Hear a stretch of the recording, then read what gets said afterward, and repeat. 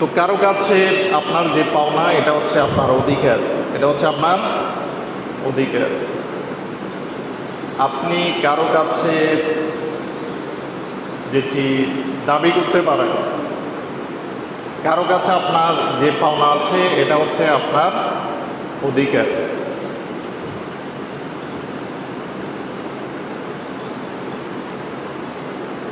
তো একটি রাষ্ট্রের অন্ন, বস্ত্র, বাসস্থান, চিকিৎসা, শিক্ষার অধিকার সকল মানুষের সমানভাবে থাকাটা একটি সার্থক রাষ্ট্র ব্যবস্থার জন্য, একটি সার্থক রাষ্ট্র ব্যবস্থার অন্যতম বৈশিষ্ট্য। তাহলে একটি রাষ্ট্র যারা পরিচালনা করেন তাদেরকে অবশ্যই এই অধিকার জনসাধারণের, তার প্রজাদের এই অধিকারের নিশ্চয়তা দিতে হবে। তাকে অন্যের নিশ্চয়তা দিতে হবে, বস্ত্রের নিশ্চয়তা দিতে হবে, বাসস্থানের নিশ্চয়তা দিতে হবে, চিকিৎসার নিশ্চয়তা দিতে হবে, শিক্ষার নিশ্চয়তা দিতে হবে। ইসলাম সবসময় সাম্য, সমতা, ন্যায় বিচার, আদল ইনসাফের পক্ষে। ইসলাম চায় সমাজের মানুষ, সকল শ্রেণী পেশার মানুষ সমভাবে অধিকার ভোগ করুক। ইসলাম সেটি চায়। তো ইসলাম সকল ধরনের বৈষম্য, সকল ধরনের অবিচার, সকল ধরনের জুলুমের বিরুদ্ধে ইসলামের সুস্পষ্ট অবস্থান। আমরা যদি মুসলমান, নিজেকে যদি মুসলমান দাবি করি, নিজেকে যদি ইমানদার দাবি করি, আমাদের অবস্থান সবসময় একজন মুসলমান হিসেবে আমাদের অবস্থান সবসময় ন্যায়ের পক্ষে থাকতে হবে, অন্যায়ের বিপক্ষে থাকতে হবে, অন্যায়ের বিরুদ্ধে থাকতে হবে। না হলে আমার ইমান নিয়ে প্রশ্ন আসবে। তো ইসলামে যেভাবে নিজের জান বাঁচানো ফরজ, ঠিক একইভাবে অন্যের জীবন রক্ষা করাটাও কি ফরজ। নিজের জীবন রক্ষা করা ইসলামে যেমন ফরজ, ঠিক একইভাবে অন্যের জীবন রক্ষা করাটাও ইসলামে ফরজ, ঠিক কিনা? এটাই তো ইসলামের শিক্ষা নাকি? এবং প্রয়োজনে ইসলামী শরীয়ত নির্দেশিত পন্থায় জীবন দেওয়াও ফরজ, জীবন দেওয়াও ফরজ। তাহলে আপনি একটা বিষয় আপনাকে মনে রাখতে হবে, নিজের জীবন বাঁচানোর জন্য আপনি অন্য কাউকে কারো জীবন সংহার করার অধিকার ইসলাম আপনাকে দেয় না। ইসলাম আপনাকে দেয় না, এটা হচ্ছে ইসলামের শিক্ষা। তো ইসলামের শিক্ষা, এর থেকে উত্তম শিক্ষা, এর থেকে ইচ্ছাপূর্ণ শিক্ষা পৃথিবীর আর কোনো শিক্ষা ব্যবস্থায়, পৃথিবীর আর কোনো কারিকুলামের মধ্যে নেই। ইসলাম আমাদের সামনে যে কারিকুলাম উপস্থাপন করেছে, ইসলাম আমাদেরকে যে শিক্ষা এবং আদর্শের দীক্ষা দিয়েছে, এর থেকে উত্তম কোনো কিছু পৃথিবীর সব মানুষ একত্রিত হয়েও পারবে না। পৃথিবীর সব মানুষ, শুধু মানুষ নয়, যদি জিনদেরকেও একত্রিত করা হয়, মানব এবং দানব একত্রিত করে ইসলামী আদর্শের থেকে উত্তম কোনো আদর্শ রচনা করতে কিয়ামত পর্যন্ত তারা পারবে না। তো সেজন্য বুঝে শুনে আমাদেরকে ঈমান আনতে হবে যে ইসলামিক হুজুগে মুসলমান হওয়ার কোনো সুযোগ নাই। আমাদেরকে বুঝে শুনে মুসলমান হতে হবে, না বুঝে মুসলমান হওয়ার কোনো সুযোগ আছে? আপনাকে বুঝে শুনে ঈমান আনতে হবে। বুঝে শুনে ঈমান না আনলে অনেকে তো, যে আপনি নন মুসলিম যারা আছে এরা কালিমা তৈয়বা এটা হুবহু বলে দিতে পারবে, এরকম নাই। আযান শুনতে শুনতে অনেকের মুখস্থ হয়ে গেছে, তো তাদের ঈমান কি আছে? নাই। কেন? তারা অন্তর দিয়ে সেটা বিশ্বাস না করার কারণে তাদের ঈমান নেই। তো এই বিষয়গুলো আমাদেরকে একজন মুসলমান হিসেবে এই বিষয়গুলো আমাদের মাথায় থাকতে হবে। এবং আমাদের যাবতীয় কর্মের জন্য আল্লাহর কাছে জবাবদিহিতার অনুভূতি থাকতে হবে যে আমি যে কর্মটা করতেছি এর জন্য তো আল্লাহর কাছে আমাদেরকে একদিন আসামির কাজ গড়ায় দাঁড়াইতে হবে, ঠিক কিনা? আমি এই দুনিয়াতে আছি, যেই দুনিয়ায় আছি এই দুনিয়া চিরস্থায়ীভাবে আমি থাকতে পারবো না। এই দুনিয়ার পর আরেকটা জগৎ আছে, যে জগৎ হচ্ছে স্থায়ী, আর এই দুনিয়া হচ্ছে অস্থায়ী। ক্ষণস্থায়ী জীবনের জন্য আমাদেরকে চিরস্থায়ী শান্তি বিনষ্ট করা যাবে না। আল্লাহ আমাদের সবাইকে বুঝার তৌফিক দান করুন। সবাই বলে না আমিন। তো সমাজে যখন কোনো অন্যায় হতে যখন আপনি দেখবেন, রাসূলুল্লাহ সাল্লাল্লাহু আলাইহি ওয়াসাল্লামের নির্দেশনা কি? রাসূলুল্লাহ সাল্লাল্লাহু আলাইহি ওয়াসাল্লাম বলেছেন, মান রাআ মিনকুম মুনকারান ফালিয়ুগাইয়িরহু বিয়াদিহি ফাইন লাম ইস্তাতি' ফাবিলিসানিহি ফাইন লাম ইস্তাতি' ফাবিকলবিহি ওয়া যালিকা আদআফুল ঈমান আও কামা ক্বালা আলাইহিস সালাতু ওয়াস সালাম। মান রাআ মিনকুম মুনকারান, তোমাদের কেউ যদি অন্যায় সংঘটিত হতে দেখে, ফালিয়ুগাইয়িরহু বিয়াদিহি, সে যেন, তার যদি ক্ষমতা থাকে, তার যদি পাওয়ার থাকে, তার যদি অথরিটি থাকে, তাহলে সে হাত দ্বারা তা প্রতিহত করবে। ফাইন লাম ইস্তাতি' ফাবিকলবিহি, যদি সে তা না পারে, তার ক্ষমতা নাই, পাওয়ার নাই, অথরিটি নাই, সে কি করবে? সে তার জবান দিয়ে, তার ভাষা দিয়ে, বক্তব্য বিবৃতি দিয়ে সে তার প্রতিবাদ জানাবে। ফাইন লাম ইস্তাতি' ফাবিকলবিহি, যদি সে জবান দ্বারাও যদি প্রতিবাদ করতে না পারে, তাহলে অন্তর দিয়ে সে ঘৃণা করবে। ওয়া যালিকা আদআফুল ঈমান, এটা হচ্ছে সবচেয়ে দুর্বল ঈমান, সবচেয়ে দুর্বল। তাহলে আপনার সামনে যখন কোনো অন্যায় সংঘটিত হয়, এই তিনটা অবস্থার বাইরে আপনি যেতে পারবেন না। আপনি যদি কোনো অন্যায় সংঘটিত হতে দেখে আপনি যদি সেটা পছন্দ করেন, তাহলে আপনার ঈমান নিয়ে প্রশ্ন আসবে, স্বাভাবিকভাবে ঈমান নিয়ে প্রশ্ন আসবে। অন্যায়কে অন্যায় বলতে হবে, ন্যায়কে ন্যায় বলার মতো ঈমান আমাদের থাকতে হবে। তাহলে আমরা ঈমানদার হয়ে কোনো লাভ আছে? আমরা কি ধরনের আমরা ঈমানদার হলাম? ন্যায়কে ন্যায় বলা, অন্যায়কে অন্যায় বলার মতো সাহস থাকতে হবে, তাহলে আপনি নিজেকে ঈমানদার দাবি করতে পারবেন। আর না হলে আপনার ঈমান নিয়ে প্রশ্ন আসবে। তো আল্লাহ সুবহানাহু ওয়া তাআলা আমাদেরকে ঈমানের দৌলত দিয়ে আমাদেরকে ধন্য করেছেন। সবাই বলেন আলহামদুলিল্লাহ। আমরা শুধু কথাই নয়, নিজের কাজে কর্মে আমরা ঈমানের পরিচয় দিতে চাই। তো বাংলাদেশের সংখ্যাগরিষ্ঠ মানুষ মুসলমান, ঠিক কিনা? সংখ্যাগরিষ্ঠ মানুষ নিজেদেরকে মুসলমান দাবি করে। তো যারা নাস্তিক আছে, যারা আল্লাহর প্রতি অবিশ্বাস করে, তারাও কিন্তু অনেকের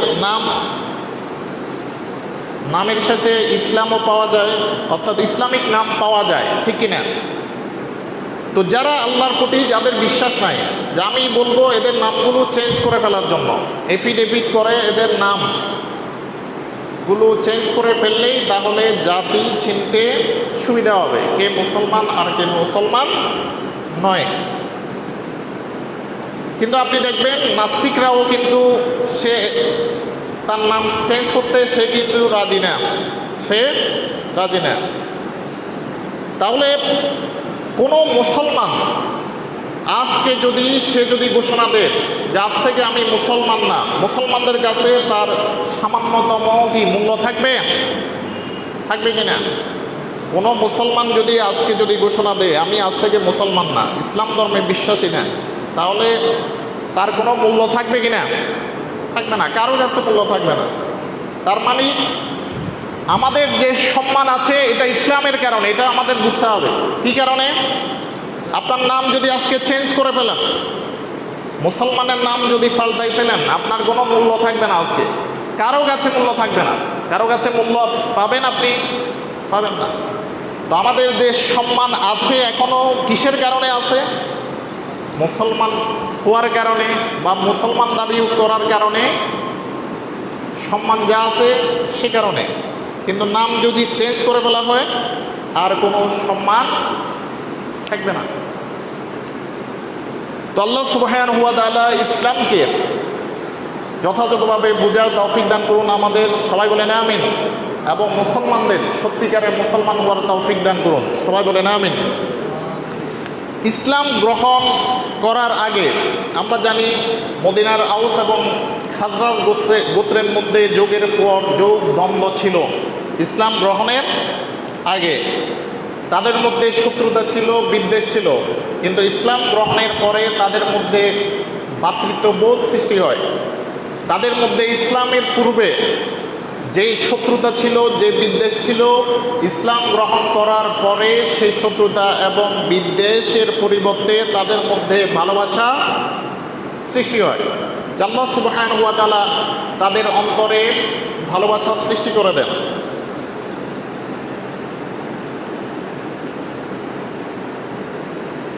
তো এরপরে আউস এবং খাজরাজ গোত্রের লোকেরা যখন ইসলাম গ্রহণ করলো, তখন এক শ্রেণীর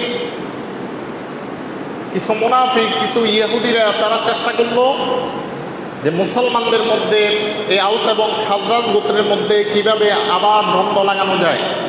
তাদের অতীতের শত্রুতার কথা তাদেরকে স্মরণ করিয়ে দিতে লাগলো, যাতে করে তারা আবার তাদের সে অবস্থায় ফিরে যায়।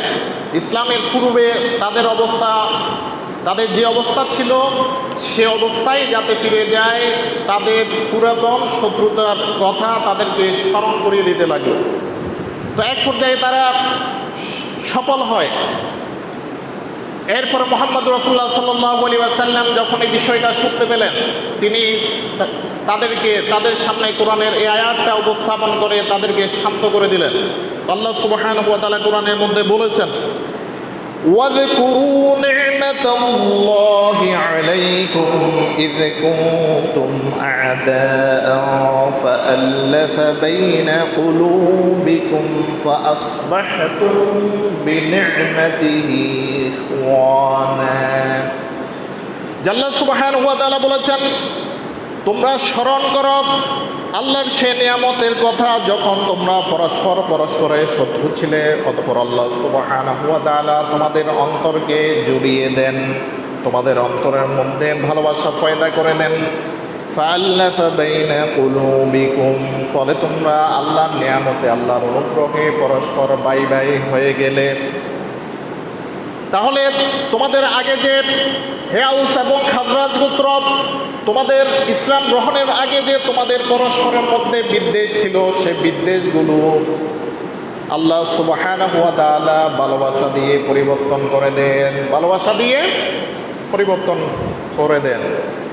তাহলে মানুষের অন্তরের মধ্যে ভালোবাসা সৃষ্টি করা, এটা হচ্ছে আল্লাহর নিয়ামত, এটা হচ্ছে কি আল্লাহর নিয়ামত। আপনি দেখেন ইসলাম গ্রহণের আগে হযরত ওমর ফারুক রাদিয়াল্লাহু তাআলা আনহু, উনি ছিলেন ইসলামের চূড়ান্ত দুশমন, ঠিক কিনা? যে মুহাম্মদ রাসূলুল্লাহ সাল্লাল্লাহু আলাইহি ওয়াসাল্লামের নাম শুনলে ওনার জ্বালা পোড়া সৃষ্টি হয়ে যেত। এরপরে দেখেন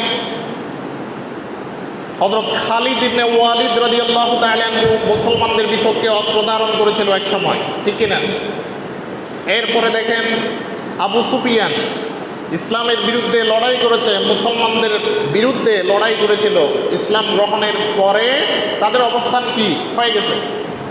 তারা এক সময় মুসলমানদেরকে চূড়ান্ত দুশমন মনে করত, কিন্তু ইসলাম গ্রহণের পরে আল্লাহ সুবহানাহু ওয়া তাআলা তাদের মধ্যে এবং মুসলমানদের মধ্যে ভ্রাতৃত্ববোধ সৃষ্টি করে দেন। এর হাজারো নজির আপনি পাবেন।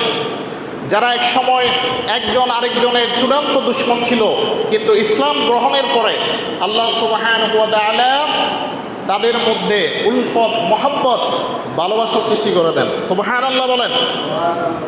এই ভালোবাসা সৃষ্টি করা, এটা কি মানুষের দ্বারা কি সম্ভব ছিল? সম্ভব ছিল না। এটা কে করেছেন? আল্লাহ করেছেন। কে করেছেন? আল্লাহ করেছেন। এবং আল্লাহ বলতেছেন, এখানে তোমাদের কোনো কাবিলতি নাই, এটা হচ্ছে তোমাদের কোনো কাবিলিয়ত নাই, এখানে এটা হচ্ছে আল্লাহর নিয়ামত, আল্লাহর অনুগ্রহ, আল্লাহর অনুগ্রহ। তাহলে ইসলাম জানের দুশ্মনকেও বন্ধুতে পরিণত করে দিতে পারে। যেভাবে আউস এবং খাজরাজ গোত্রের মধ্যে ভ্রাতৃত্ববোধ সৃষ্টি করে দিয়েছে, ঠিক একইভাবে যারা একসময় ইসলামের বিরুদ্ধে কলম ধরেছিল, যারা ইসলামের বিরুদ্ধে যারা কথা বলেছিল, বক্তব্য বিবৃতি দিয়েছিল, তো তাদেরকে ইসলামের পক্ষে আল্লাহ সুবহানাহু ওয়া তাআলা কবুল করে নেন। আল্লাহু আকবার বলেন। তো এর শত শত নজির আপনি ইসলামের ইতিহাসের মধ্যে পাবেন। তো এরপরে মুসলমানদের আপনি যখন দেখবেন মুসলমানদের দুইটা দলের মধ্যে দ্বন্দ্ব লেগে গেছে, তো সেটার সমাধান কি? আল্লাহ সুবহানাহু ওয়া তাআলা কোরআনের এই আয়াতের মধ্যে বলেছেন, সূরাতুল হুজুরাতের 9 থেকে 10 নম্বর আয়াতের মধ্যে আল্লাহ সুবহানাহু ওয়া তাআলা এই বিষয়ে কথা বলেছেন। আল্লাহ সুবহানাহু ওয়া তাআলা বলেন, ওয়া ইন তাইফাতানি মিনাল মুমিনিনা ইকতাতালু ফাআসলিহু বাইনাহুমা فإن بغت إحداهما على الأخرى فقاتلوا التي تبغي حتى تفيء إلى أمر الله فإن فاءت فأصلحوا بينهما بالعدل وأقسطوا إن الله يحب المقسطين إنما المؤمنون إخوة فأصلحوا بين أخويكم واتقوا الله لعلكم ترحمون الله أكبر বলেন। আল্লাহ সুবহানাহু ওয়া তাআলা বলেছেন, যখন তোমরা মুমিনদের দুইটি দলকে পরস্পর লড়াই করতে দেখবে, ফাআসলিহু বাইনাহুমা, তখন তোমাদের দায়িত্ব হলো লড়াই বন্ধ করে দেওয়া। ফাআসলিহু বাইনাহুমা, ফাআসলিহু তাদের উভয়ের মধ্যে ইসলাহ করে দেওয়া, সংশোধন করে দেওয়া। যদি তাদের এই দুইটি দলের মধ্যে একটি দল যদি সীমালঙ্ঘন করে, আলাল উখরা অন্যের উপর যদি সীমালঙ্ঘন করে, ফাকাতিলুল্লাতী তাবগী, তখন তোমরা তাদের বিরুদ্ধে লড়াই করো, যারা সীমালঙ্ঘন করেছে তাদের বিরুদ্ধে লড়াই করো। হাত্তা তাফিআ ইলা আমরিল্লাহ, যতক্ষণ না তারা আল্লাহর নির্দেশের দিকে ফিরে আসে। আল্লাহর নির্দেশের দিকে ফিরে আসা পর্যন্ত ফাইন ফাআত ফাআসলিহু বাইনাহুমা বিল আদল, যদি তারা আল্লাহর নির্দেশের দিকে ফিরে আসে, ফাআসলিহু বাইনাহুমা, তখন উভয় দলের মধ্যে সংশোধন করে দাও, বিল আদল, ন্যায় বিচারের সাথে। ওয়া আকসিতু ইন্নাল্লাহা ইউহিব্বুল মুকসিতিন, আর তোমরা ন্যায় বিচার করো, সুবিচার করো, নিশ্চয় আল্লাহ সুবহানাহু ওয়া তাআলা সুবিচারকারীদের পছন্দ করেন। ইন্নামাল মুমিনুনা ইখওয়া, নিশ্চয় মুমিনরা হলো পরস্পর ভাই ভাই। ফাআসলিহু বাইনা আখাওয়াইকুম, তোমরা ভাইদের মধ্যে মীমাংসা করে দাও। ওয়াত্তাকুল্লাহ, আর তোমরা আল্লাহকে ভয় করো। লাআল্লাকুম তুরহামুন, যাতে করে আল্লাহ সুবহানাহু ওয়া তাআলা তোমাদের প্রতি রহম করেন। তো এটা হচ্ছে আল্লাহ সুবহানাহু ওয়া তাআলার নির্দেশ। তাহলে আল্লাহ সুবহানাহু ওয়া তাআলা বলেছেন মুমিনরা হলো কি পরস্পর ভাই। কোনো মুমিন আরেকজন মুমিনের প্রতি কি বিদ্বেষী মনোভাব রাখা যাবে না। একজন মুমিন আরেকজন মুমিনের বিরুদ্ধে অস্ত্র তাক করতে পারবে না। এটা ইসলামের শিক্ষা নয়, শিক্ষা নয়। তাহলে ইসলাম আমাদেরকে সেটা শিক্ষা দেয় না। আমরা যদি নিজেদেরকে মুসলমান দাবি করি, যে আমাদেরকে সংশোধনের মানসিকতা আমাদের মধ্যে রাখতে হবে এবং সীমা লঙ্ঘন করা যাবে না। তাহলে যে আমাদের অবস্থান থাকবে ন্যায়ের পক্ষে, ইনসাফের পক্ষে, সীমালঙ্ঘনকারীদের পক্ষে আমাদের অবস্থান থাকবে না। এটা হচ্ছে এই শিক্ষা ইসলাম আমাদেরকে দেয়।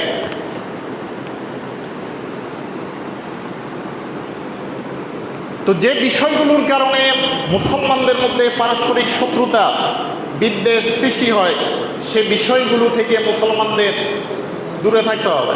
যে বিষয়গুলো মুসলমানদের মধ্যে পারস্পরিক হিংসা, বিদ্বেষ, শত্রুতা, হানাহানি সৃষ্টি করে।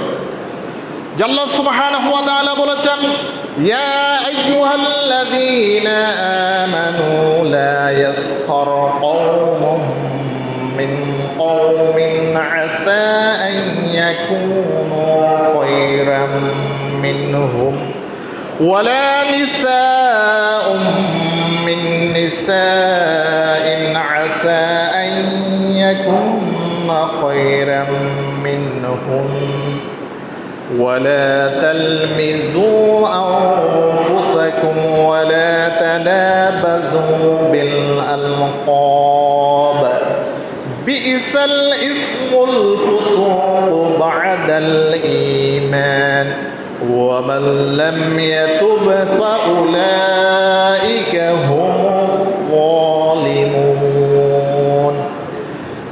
আল্লাহ সুবহানাহু ওয়া তাআলা সূরাতুল হুজুরাতের মধ্যে বলেছেন,